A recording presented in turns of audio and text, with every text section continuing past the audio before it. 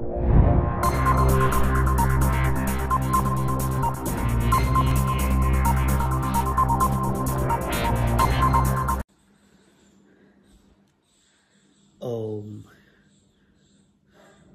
सर्वे भवन्तु सुखिनः, सर्वे सन्तु निरामया, सर्वे भद्राणि पश्यन्तु, मा कश्चित् दुःख भाग भवेत्।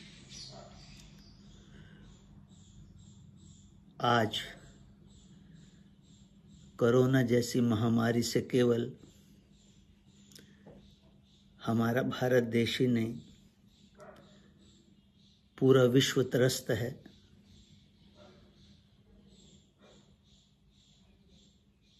नित्य नई सूचनाएं इस रोग के बढ़ने के रूप में मिल रही हैं। सभी सरकारों की ओर से हर संभव प्रयास भी किए जा रहे हैं। हमारे देश में भी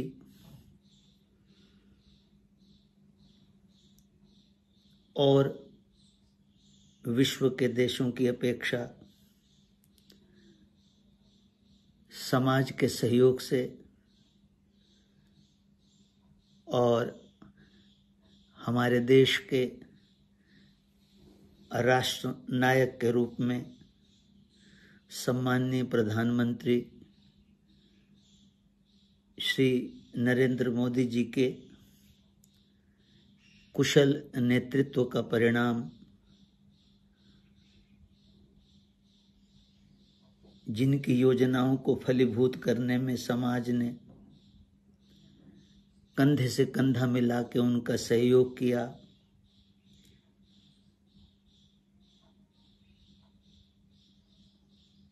राज्य के मुख्यमंत्री माननीय श्री मनोहर लाल जी, उनका पूरा प्रशासन, उनकी पूरी सहयोगी टीम, जिसका ये परिणाम आज हम लोगों के सामने आया। कुछ विशेष घटनाओं को छोड़ के अपेक्षाकृत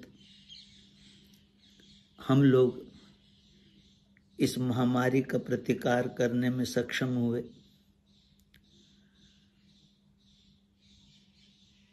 किसी भी समस्या का कारण हमारा वैदिक मांगमय भारतीय संस्कृति लौकिक और अलौकिक दो रूप में मानती है। जहां विश्व भर में लौकिक उपाय किए गए, हमारे देश के राष्ट्रनायक रूप में सम्माननीय प्रधानमंत्री जी ने, जहां वैज्ञानिकों का पूरा सहयोग रहा, उनकी टीम का पूरा सहयोग रहा, लौकिक उपायों में भी उन्होंने किसी प्रकार की भी कमी नहीं आने दिया। लेकिन एक धर्म प्राण, उनका जीवन, उनका व्यक्तित्व, उन्होंने अलौकिक प्रयास करने में भी कोई कोर कसर नहीं छोड़ी। अलौकिक विधियों का भी प्रयोग किया, मंगल दीप प्रज्वलित करवा के सब लोगों के माध्यम से, चूंकि जनता भी जनार्दन का स्वरूप है। मंगल शंखनाद के द्वारा भी उन्होंने एक अलौकिक प्रयोग किया। आम समाज भले इसको कोरा आस्था का स्वरूप मानता हो, लेकिन जो इन विषयों को गहराई में मानते हैं, जानते हैं, ये भी हमारा एक वैदिक विज्ञान है जो हमारी इस लौकिक बुद्धि से समझ में नहीं आएगा। और जो लोग इसको लौकिक विधि से जानने का प्रयास करते हैं, वो भी भूल करते हैं। माइक्रोस्कोप से दिखने वाला बैक्टीरिया इन आंखों से हम देखने की कोशिश करें तो यह हमारी बहुत बड़ी चूक होगी। माइक्रोस्कोप जिनके पास है, उनकी आंख पे भरोसा करके हम उन औषधियों का प्रयोग कर लेते हैं हमारे ऋषियों ने ये विधि दिया, हमने उसका प्रयोग किया। मानसिक रूप से जो एक भय का वातावरण बना हुआ था, उत्तेजना का वातावरण बना हुआ था, जो एक रोग से कम नहीं है, उसका निराकरण हुआ। ऐसे समय में 2-3 बातें हम लोगों को भी समझ लेना जरूरी है। अच्छा चौकीदार उसको नहीं बोलते जो चोर पकड़े, उसको सजा दे। अच्छा चौकीदार उसी को बोलते हैं जो सावधान हो, ऐसे प्रयास करे जिससे चोर आने ही ना पाए। लेकिन हमारे समाज की एक गलत सोच है, उनको ऐसे चौकीदार व्यर्थ के लगते हैं। उनको जब तक घटना न घट जाए लगता है चौकीदार रखने का कोई लाभ ही नहीं है। हमारे प्रधानमंत्री जी का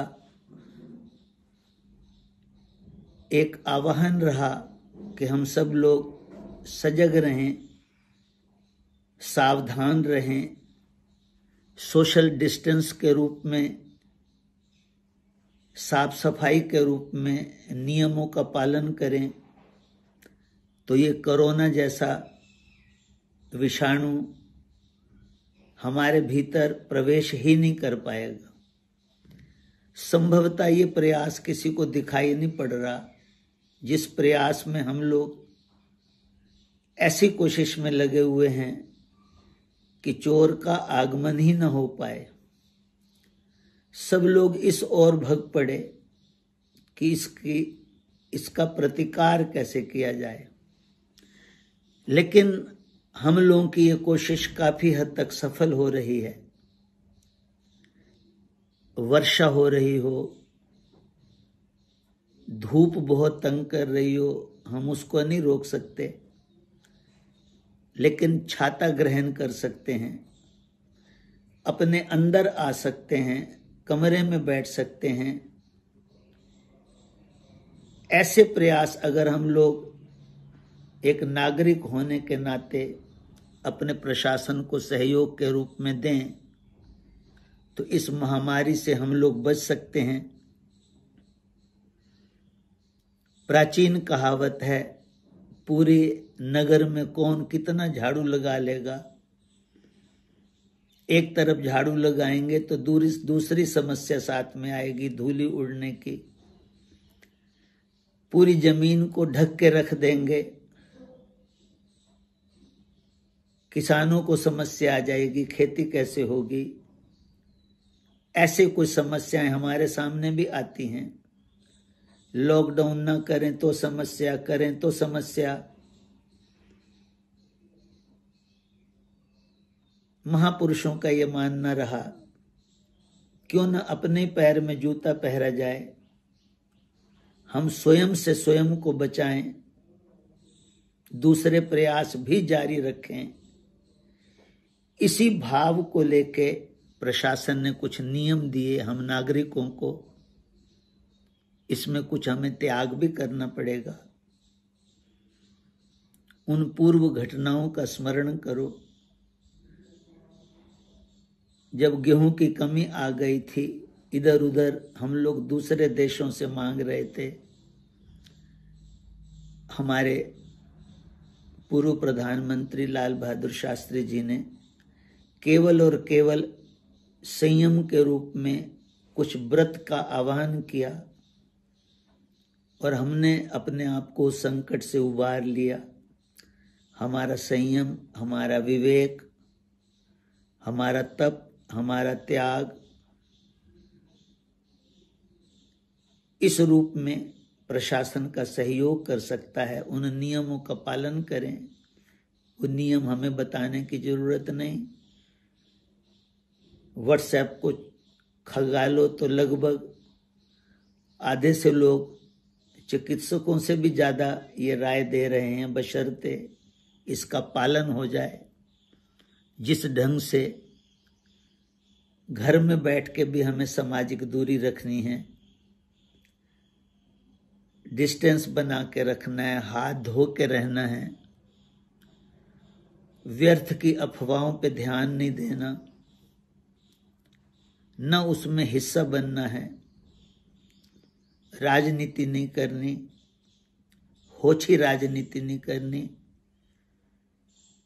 गटर को भी साफ किया जाता है तो आराम से उतर के किया जाता है, कूद के खुद को गंदा करके नहीं किया जाता। किसी को ठीक भी करना है तो ढंग से साफ सफाई होती है, न कि हम अपनी जबान को गंदा करें, गलत बयानबाजी दे के मन को गंदा करें, ईर्ष्या द्वेष का वातावरण बना के। ये एक मानसिक रोग है जो बाद में राष्ट्र के लिए बहुत बड़ा घातक सिद्ध हो सकता है। इसीलिए सब ओर से ध्यान रखते हुए हम अपने परिवार का भी ध्यान रखें। जो हमारे प्रशासन ने एक कुशल नेतृत्व के रूप में हमारे प्रधानमंत्री ने हमें सूत्र दिए हैं, उसका पालन करें। उसका परिणाम हम लोगों ने देखा भी है और भी भविष्य में जल्दी परिणाम देखेंगे। इसी मंगलमय भावना के साथ भगवान के चरणों में प्रार्थना। सर्वे भवन्तु सुखिनः, सर्वे सन्तु निरामया, सर्वे भद्राणि पश्यन्तु, मां कश्चित् दुःख भाग् भवेत्।